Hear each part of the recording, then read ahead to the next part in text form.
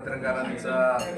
सुसंवाद होत आहे आणि माझं मनोगत या ठिकाणी व्यक्त करण्यापूर्वी गेली 35 वर्ष मी काँग्रेस पक्षामध्ये कार्यकर्त्यापासून पदाधिकाऱ्यांपर्यंत अनेक पदांवर कार्यरत होतो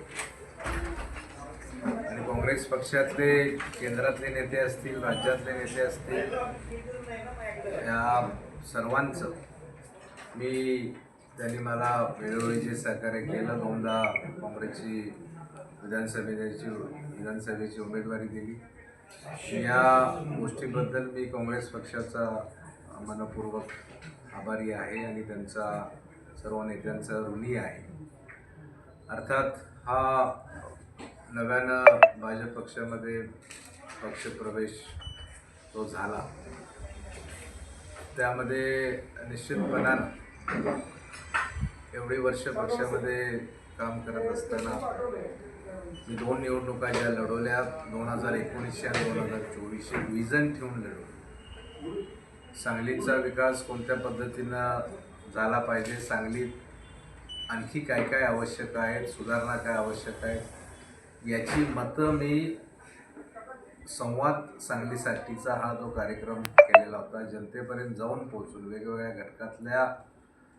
लोकांच्यापर्यंत जाऊन पोहोचून त्यांची मतं जाणून घेऊन एक सांगलीच्या शाश्वत विकासाकरता म्हणून एक पंचसूत्री तयार केलेली आहे आणि त्या पंचसूत्री मी खरं म्हणजे त्या पंचसूत्री अंमलात आणली तर खऱ्या अर्थानं माननीय नामदार देवेंद्रजी फडणवीस साहेबांचं जे महाराष्ट्राच्या विकासाकरता विजन आहे तर त्याचीच एक पूर्ती सांगलीच्या एक विजन म्हणून मी निश्चितपणानं ती विकासाची पूर्ती होईल असा विश्वास मला वाटल्यामुळं आणि तसं या माझ्या पंचसूत्रीला बळ देण्याचं आश्वासन माननीय मुख्यमंत्री देवेंद्र फडणवीस साहेब आहेत, भाजपचे प्रदेश अध्यक्ष आमदार रवींद्र चव्हाण साहेब आणि सांगली जिल्ह्याचे पालकमंत्री माननीय नामदार चंद्रकांत दादा पाटील यांनी ते देण्याचं मला मान्य केलं आणि सांगलीकर जनतेचा जो विकासाचा एजेंडा घेऊन मी एवढं वर्ष काम करतो त्याचं फलित आता भारतीय जनता पार्टीचं निश्चितपणानं मिळेल या हेतूनं मी प्रवेश केलेला आहे. परंतु तत्पूर्वी एक दुसरी बाजू देखील आहे की 2019च्या निवडणुकीमध्ये मी अत्यंत थोडक्या मतानं पराभूत झालो. 2024लाही या काँग्रेस अंतर्गत जी फंदफितुरी झाली त्यामुळंच माझा पराभव झाला, अन्यथा माझा विजय निश्चित होता. आता 2019लाही माझ्या संदर्भामध्ये काँग्रेस अंतर्गत विश्वासघात झाला. 2024लाही तीच परिस्थिती आणि पुन्हा 2029ला अशा प्रकारची फंदफितुरी, अशा प्रकारचा विश्वासघात होणार नाही कशावर हा प्रश्न आमच्या कार्यकर्त्यांमध्ये होता, माझ्या मनामध्ये होता आणि त्याची समाधानकारक उत्तर मला त्या ठिकाणी काँग्रेस नेत्यांकडून मिळू शकली नाही आणि त्यामुळं कदाचित पुन्हा ती पुनरावृत्ती होऊ नये 29ला.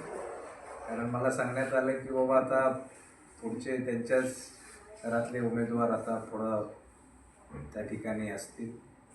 कारण आपण नाही तर कोणीच नाही अशा मानसिकतेमध्ये गेले अनेक वर्ष काँग्रेस पक्ष आणि माझ्यासारखा सामान्य कार्यकर्ता काम करून पक्षासाठी लढून जनतेचे प्रश्न हातात घेऊन प्रामाणिकपणे काम करत या ठिकाणापर्यंत पोहोचत असताना पुन्हा असं होत असेल तर मग कितपत आपल्याला पुढं अशा गोष्टीची रिपिटेशन होणार नाही याची खात्री मला व्यक्तिशः वाटली नाही आणि ती मला कोणीही तशी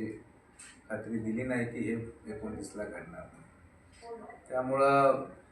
भारतीय जनता पार्टीनं या सर्व बाबतीमध्ये मला आश्वस्त केलं, नेतृत्वानं केलं आणि त्यामुळे मी कार्यकर्त्यांना बरोबर घेऊन भारतीय जनता पार्टीमध्ये प्रवेश केलेला आहे आणि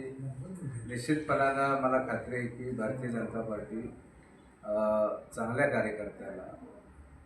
जो जनतेकरता झोकून देऊन काम करतो, पक्षाकरता झोकून देऊन काम करतो, एकनिष्ठपणाने काम करतो,